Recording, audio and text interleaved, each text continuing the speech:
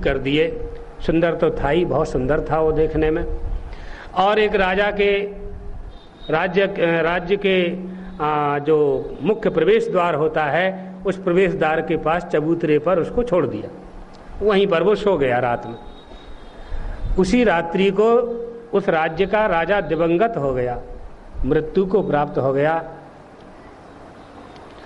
तो उस राज्य में ये नियम था कि दूसरा राजा सवेरे पट खोले जाते थे दरबार के, और सबसे पहले जो व्यक्ति मिल जाता था उसी को राजा बना देते थे।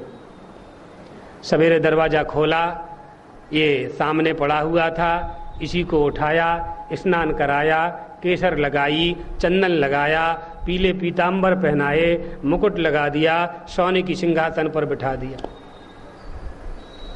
क्या बात है, आज से आप राजा हो गए। अच्छा, तो हमें क्या करना पड़ेगा? आप जो कहोगे पूरी प्रजा उसका पालन करेगी, सेना पालन करेगी। हम सब आपके मंत्रीगण हैं, ब्राह्मणगण हैं। राजाओं के यहाँ पहले ब्राह्मण सलाहकार होते थे और विद्वान ब्राह्मण सलाहकार होते थे। प्रजा का शासक राजा होता है और राजा का शासक धर्म होता है। तो धर्म ज्ञान बड़े बड़े ब्राह्मण देवता वहाँ बैठ कर के राजाओं को दिया करते थे। इसलिए हमारी प्रजा में सुख और शांति थी। धर्म के अनुसार राज्य का शासन चलता था। धर्म के अनुसार राजनीति जो कहते हैं ना लोग, उसका मतलब क्या है? राज्य को नीति के अनुसार चलाना। तो नीति क्या है? धर्म के बिना नीति हो ही नहीं सकती है।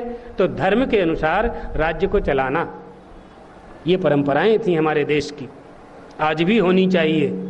हम लोग तो उसी पक्ष वाले हैं। तो सिंहासन पर वो बैठा, राजकाज अच्छा चलने लगा, चलाने लगे।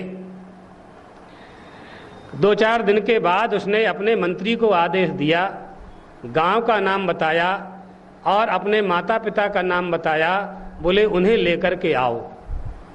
तो माता पिता को लेने के लिए दूत गए, रथ में उनको बिठाया, बिठा करके राज दरबार में लाए। उसके माता पिता कांपने लगे, राजा ने न जाने क्यों बुलाया है, कौन सी गलती हो गई है, क्या दंड मिलेगा। लेकिन जैसे ही राज दरबार में उसके माता पिता पहुँचे तो सामने हाथ जोड़ करके खड़े हो गए। उसने वो राज सिंहासन से उठ के खड़ा हो गया, माता पिता थे ना, उठ के खड़ा हुआ, प्रणाम किया और बैठ गया। और माता पिता से पूछा, आप लोगों ने हमें पहचाना? बोले नहीं, हमने तो नहीं पहचाना, लेकिन हम आपको पहचानते हैं। आप हमको कैसे पहचानते हो? आप हमारे माता पिता हैं। ये सिंहासन पर तुम कैसे बैठ गए? इस सिंहासन पर तुम कैसे बैठे? कहा, मैं आपका वही बिना हाथ पैर वाला विकलांग बेटा हूं जिसे आप पूरे परिवार के लोग मिलकर के और जंगल में छोड़ करके आ गए थे। पिताजी, माताजी, मैं आपका पुत्र हूं। आपने कहा था अगर हम लोग भोजन नहीं देंगे तो तुम कैसे भोजन करोगे? आप देख रहे हैं मैं राजा बन गया हूं। पिताजी, प्राप्तव्यमर्थं लभते मनुष्यः देवोऽपि तं लंघयितुं न शक्तः तस्मान्न शोचामि न विस्मयो मे यदस्मदीयं नहि तत्परेषां।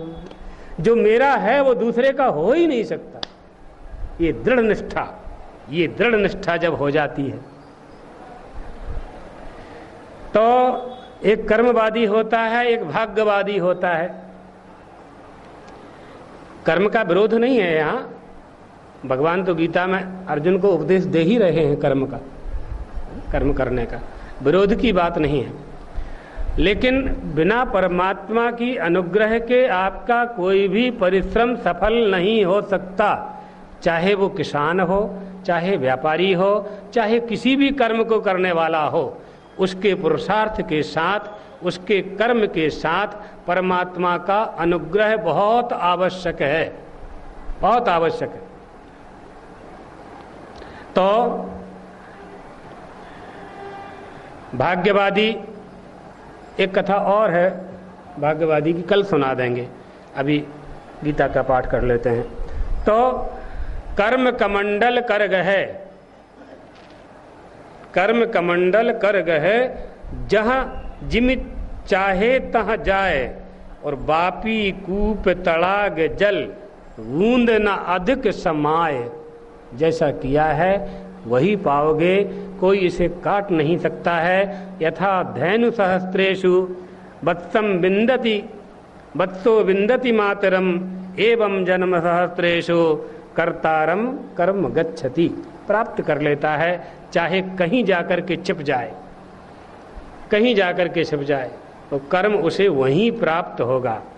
इसलिए भगवान अर्जुन से कह रहे हैं, अर्जुन, जैसे प्रकाश रूपी अग्नि अपने साथ उत्पन्न हुए अंधकार रूपी धुएं से दर्पण जैसे मल से आच्छादित हो जाता है, जैसे गर्भ से अपने आवरण रूप जेर से आच्छादित हो जाता है, वैसे ही उस काम से ज्ञान ढक जाता है।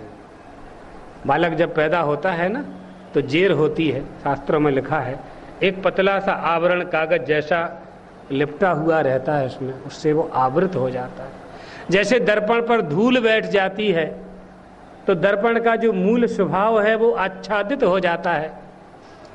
इसी तरह से हमने बताया था ना आपको, हींग का डब्बा, हींग के डब्बे में से पूरी हींग निकाल दी जाती है, पूरी हींग निकाल दी जाती है, और 1 साल बाद भी देखेंगे तो उस डब्बे में हींग की सुगंध आती है, वो वासना थोड़ी बनी रहती है।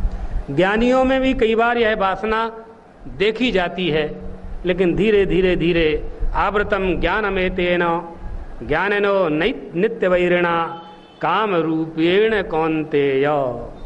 इस काम रूप नित्य वैरी से ज्ञान ढका हुआ है। आवृतम एतेन ज्ञानम ज्ञानिनो नित्य वैरिणा, ज्ञानी ही जानाति अनेन अहम अनर्थे प्रयुक्तः पूर्वम एव इति दुखी च भवति नित्यम एव, अतः असौ ज्ञानिनो नित्य वैरी न तु मूर्खस्य। ज्ञानी पहले से जानता है कि मैं अनर्थों में नियुक्त कर दिया गया हूं, इससे वह सदा दुखी भी होता है, इसलिए ज्ञानी का नित्य वैरी है, मूर्ख का तो वैरी है ही नहीं। काम जो है, इच्छा जो है, लोभ है, मद है, मत्सर है, ये मूर्ख का वैरी नहीं है, ये ज्ञानी का वैरी है, ज्ञानी का वैरी है। क्योंकि मूर्ख तो तृष्णा के समय उसको मित्र समझता है, फिर जब उसका परिणाम रूप दुख प्राप्त होता है तो वह समझता है कि तृष्णा के द्वारा मैं दुखी किया गया हूं, पहले नहीं जानता था, इसलिए यह काम ज्ञानी का नित्य वैरी है। दुखे प्राप्ते जानाति तृष्णया अहम दुखित्वम आपादित इति न पूर्वम इति यतो ज्ञानेन एव नित्य वैरी, नित्य वैरी। इसलिए ज्ञानियों को और धर्म में जो अनुरक्त हैं उनको बहुत सावधानी रखनी पड़ती है, बहुत सावधानी रखनी पड़ती है, क्योंकि बहुत से दुख के कारण सामने उपस्थित होते हैं।